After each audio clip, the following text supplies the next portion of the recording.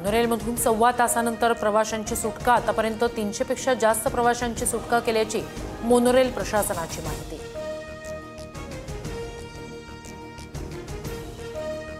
मोनोरेलमधील सर्व प्रवाशांना सुखरूप बाहेर काढलं। घटनेची चौकशी करणार मुख्यमंत्री फडणवीसांची माहिती।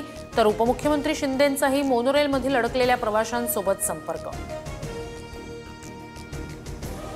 1.5 तास मोनोरेलमध्ये अडकलेले TV9 मराठीचे प्रतिनिधी सागर शिंदे सुखरूप बाहेर। वेळोवेळी सागर शिंदेंकडून मोनोतील प्रत्येक घटनाक्रमाची अपडेट। कर्मचाऱ्यांनी सांगूनही मोनोरेलमध्ये अधिक प्रवासी चढले। 105 टन कॅपॅसिटीच्या मोनोरेलमध्ये 109 टन प्रवासी असल्याने इलेक्ट्रिक सप्लाय बंद झाला।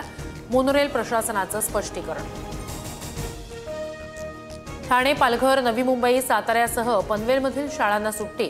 पावसाच्या अलर्टमुळे रत्नागिरी, सांगली आणि सिंधुदुर्ग जिल्ह्यातही शाळा बंद राहणार।